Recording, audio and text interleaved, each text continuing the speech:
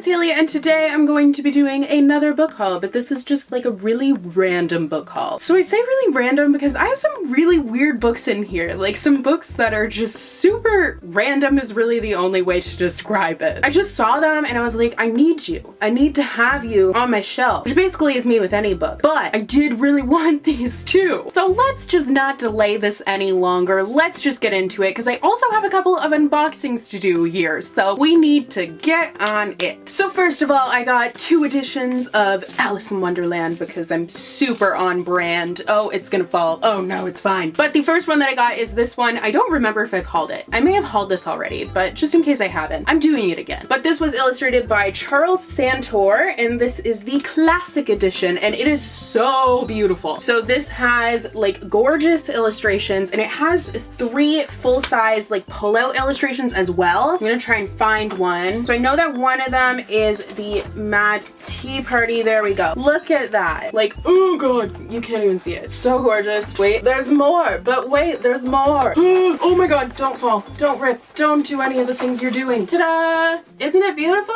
So yeah, I needed this in my life because there's no reason. Next, I picked up the Annotated Alice, which is edited by Martin Gardner, and this is the expanded and updated edition by Mark Burstein, and this is the 150th anniversary deluxe edition. So a lot of you guys ask if I have this book in my collection because I definitely do know about it. I've used it for a couple of essays in the past, but I never actually bought a copy. But it was high time that I did because I feel like this is an essential addition to any Alice lovers collection, so I'm super happy to have it. It just goes through both of the Alice stories and has little annotations in the side that are just really fun and really cool to look at. Next up, I picked up some Harry Potter stuff. That wasn't supposed to be a British accent, by the way. That was just kind of like a I don't even know what. But I got all 4 of the house editions in the hardcover. I want to get the paperback too, but I figured, you know, gotta start somewhere. So we've got Hufflepuff, which gorgeous. Slytherin, also beautiful. Gryffindor, da-da-da. And then Ravenclaw. Now, I don't know what house I'm from. This is an ongoing debate because I have taken Pottermore a bunch of times and I get all the houses and I feel like I identify with all the houses and like I value certain things for all the houses. So I'm just like, I don't fit in anywhere. So I had to get all 4 of them, obviously. Isn't that a good excuse? I also, of course, had to pick up Jim Kay's illustrated edition. This is the 3rd one, so this is the Prisoner of Azkaban, and I have all of them, and they are gorgeous, and they keep on just getting, like, more gorgeous. I'm gonna show you a few of my favorite illustrations in it. This is definitely a favorite. I freaking love Buckbeak. He is the OG. But I'm really curious what they're gonna do. This is another good one. You can't even see it. There we go. But I'm very curious what they're going to do with the next one because that's the first one where the books get like super huge. So I don't know if they're gonna split it up or it's just gonna be a giant textbook, but this is another very gorgeous illustration. I love it. So yeah, that's number 3, and I feel like eventually I really want to reread Harry Potter, but I don't have time right now because book writing, and then also I have a million other books to read. But once I get the chance, I'm going to reread Harry Potter and probably reread the illustrated editions. And then I also picked up Fantastic Beasts and Where to Find Them, the illustrated edition, which is surprisingly by a different illustrator. This one is illustrated by Olivia Lomanek.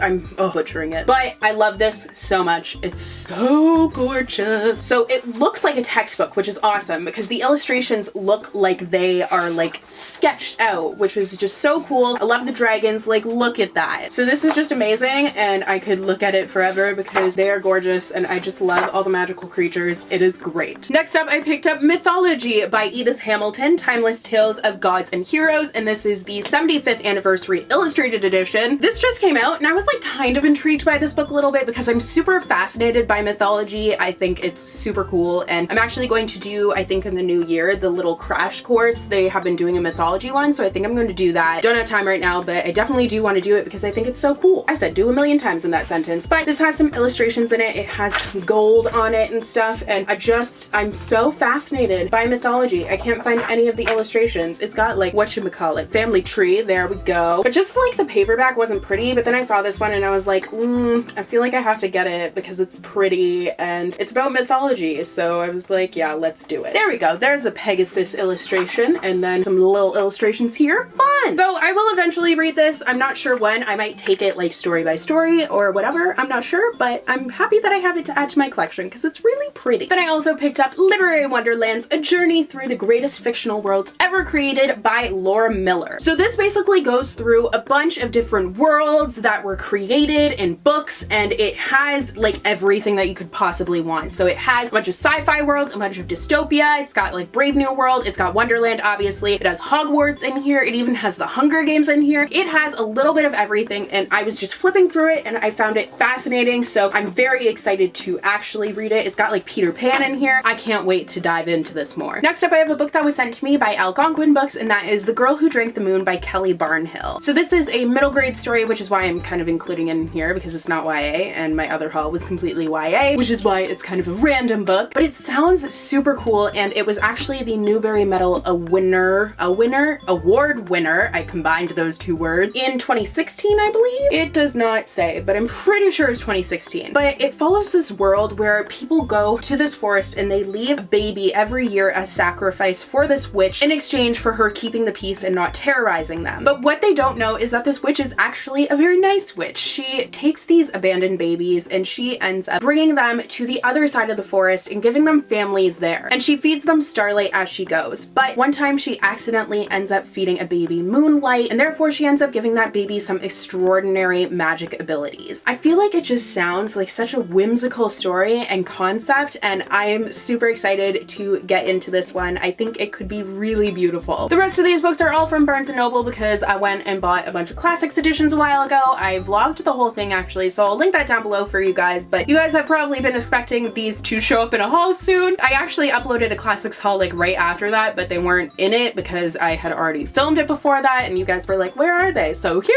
they are! So first of all, I picked up A Christmas Treasury, which has a bunch of Christmas stories, which I'm so excited about because I love Christmas. I just hit myself in the face. But this has all sorts of different Christmas stories, and it has like illustrations in it. So there's a Christmas Carol in here, obviously, because it needs to be in here. It's so iconic. Then there's also a poem by Lewis Carroll that's a Christmas poem. You've got some stuff from Louisa May Alcott in here, Harriet Beecher Stowe, Ellen Montgomery. So we got some Canadian representation, all sorts of different things. There's even L. Frank Baum, the author of Wizard of Oz, has a story in here. I'm just super excited to read this. I am kind of sad that it doesn't have a little match girl in here because I love that story, but just gonna have to pick up a separate copy of it. Also the Nutcracker, because I plan on just reading like all of the Christmas books this year, because this Christmas I don't have exams or anything since I've graduated. So the only thing that I have going on is work, which is going to be crazy, but like at least I don't have exams on top of that. The next book that I picked up is The Complete Sherlock Holmes by Sir Arthur Conan Doyle. I bought this, and I'm definitely not going to read this edition because the font is super tiny, but I have no clue when I will actually read this. My dad's a big Sherlock Holmes fan, so I think that's part of the reason why I wanted to pick it up. I've seen the show Sherlock and I like that, and then I read a Sherlock Holmes retelling recently, A Study in Charlotte by Brittany Cavallaro, and I really loved that, so I felt like having the origin story was a good thing, but I really don't know when I'll read this. But I am happy to have it because that just kind of encourages me to step outside of my comfort zone and give this a go. Next up is Dracula by Bram Stoker, which I bought with the intention of reading it before Halloween, but here we are after Halloween and I haven't read it. I did read Frankenstein though, which I'm very happy about. But I love these like flexi-bound editions because I think the spines are gorgeous on them. But on the back this says, listen to them, the children of the night, what music they make. Next I picked up The Scarlet Letter by Nathaniel Hawthorne. I've never read this, but it's like iconic. I feel like the tale of Hester Prynne, so I feel like I will be picking it up very soon. It's not too long, I don't think, so probably we'll be getting to this soon, but on the back this one says, The Scarlet Letter was her passport into regions where other women dared not tread, which sounds amazing. Next I picked up The Strange Case of Dr. Jekyll and Mr. Hyde by Robert Louis Stevenson. This also has some other stories in here, but I love the spine for this one because it has like a, what's it called, test tube sort of thing? I think that's what it's called. But on the back this one says, all human beings are commingled out of good and evil. Commingled, interesting word, but I have actually read Jekyll and Hyde before and I really liked it. I read it for a class, so I'm excited to have a very nice copy of it. And the last two books before I get to the unboxings are The Adventures of Tom Sawyer and The Adventures of Huckleberry Finn by Mark Twain. I've read Huckleberry Finn for a class because I took a class on American literature and it was good. Like, it's such an interesting story, I feel like, and it's just interesting to study, and I'm happy that I also have Tom Sawyer. They're fun books. The vernacular does take me a little bit to get into, but once I do really enjoy them. Once I do like get into it. I didn't really finish that sentence. I finished it in my head though, but you guys aren't in my head, thank God. So now I have a couple of unboxings to do. First off is this box right here, which I've had for a very long time. I got it like right after I filmed my last book haul, so then now I'm filming my next book haul and here we are. But this is for The Rift by Amy S. Foster. Oh, look at how pretty. Oh god, look at how pretty. So they sent me The Rift Uprising, which is the first book in this sci-fi fantasy blend of a series, and then they sent me an arc of The Rift Frequency, which is its sequel. This is actually already out now, so you can go out and pick up your copy. But in addition, they sent me a bunch of cute little things. So they have, oh, there's headphones in here, but they have headphones in this little bag, which I'm sure the arc will make sense once I read the book. And then they also sent like a little patch and a fanny pack, which, you know, that's always good. You always need a fanny pack. So thank you so much to them for sending this to me. I can't wait to dive into these books. They sound very cool and badass. Next up is an unboxing from Flick the Wick, which is candles, and I actually have a coupon code for you guys, so I will leave that down below for you guys so you can go and check them out. But in addition to this box, they sent me a thank you note, and they also sent me another little candle, so I'm excited to see what this one is. Oh, it's Wonderland! That's so nice. So this is Wonderland, We're All Mad Here, and it is scented as plumeria, tea and berries, citrus.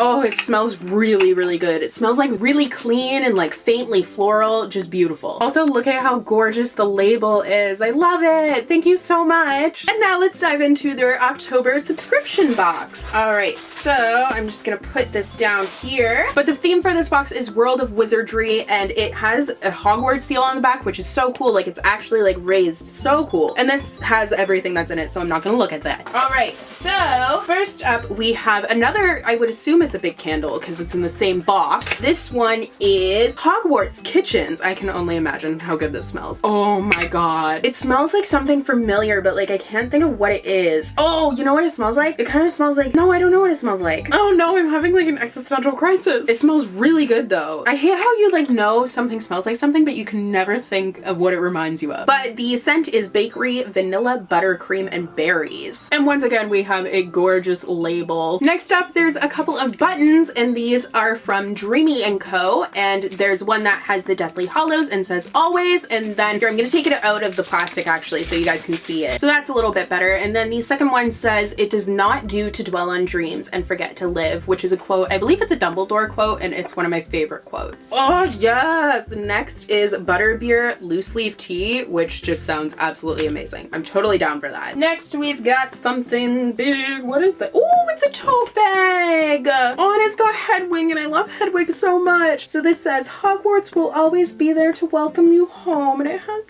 I love Hedwig. I'm still not over it. Then we have a little Honeydukes sugar scrub. That is amazing. I really want to open it and like smell it, but I feel like it's gonna go everywhere. But I'm gonna try anyways because I'm apparently feeling self-destructive. Oh yeah, that smells good. Yeah, I did get it on my finger though, but it didn't go everywhere, which is good. Next, we've got a mysterious black box, and then, ooh, more candles. So we have 4 little candles in here. So the first one, I'm just gonna put this down, struggling. Nope, nope, there, yes. So the first one is Wizard's Wand, and this one smells like woody notes, amber, and hint of citrus. I like that one. Very clean and nice, and definitely earthy. Next is Marauder's Map, which smells like bergamot. I think that's what that says. Eucalyptus, cedarwood, and musk. Why am I struggling? This smells very nice. This is kind of like a Christmassy scent, which is nice. Next is Triwizard Tournament, which smells like crisp ozone, seaweed, and water lily. Oh yeah, this is like a bathtub scent. I really need candles right now too because I got rid of a bunch of candles because I had a bunch from Bath & Body Works, and then I got rid of all of them just in haste because I was mad my room was a mess, so then I was just like, no more candles. But I really like to have candles when I'm writing, so now I'm in like desperate need of candles, so I'm very excited I have these. Oh, and the last one is, sorry, as I'm opening it, is Aloha Mora Spellbook, and this one smells like sweet almond and vanilla. Oh my god, this smells like Christmas because my mom gets like little Dutch pastries and they have like almond paste in them. Oh my god, it literally smells like it. It's so nice. And then there's 2 more items in here. So we also have a Luna Lovegood. It kind of looks like a bookmark. Yeah, so a Luna Lovegood bookmark, and I love Luna so much. She is my favorite character. And on the back, this actually has a quote from Dumbledore, and it says, words are, in my not so humble opinion, our most inexhaustible source of magic, which is beautiful. I don't think I've ever actually heard that quote before. And then we also have a print which has Harry and Fox the Phoenix, which is so pretty. So that was an awesome box. Thank you so much to Flick the Wick for sending it to me. I will link them down below. Definitely recommend that you check them out, especially now that it's Christmas time. That is the perfect place to shop for gifts, and like I said, I have a coupon code, so that will be down below for you as well. But that is all for today's book haul. I hope you guys enjoyed. enjoyed. If you did, don't forget to subscribe. I put out new videos every Monday and Thursday. And you can also follow me on my social media. I have Twitter. My Twitter is @HailesandBookland, and then I also have Instagram, and my Instagram is @HaileyandBookland. But all that information is down below for you guys. So thank you guys so much for watching, and I will see you guys in the next video. Bye!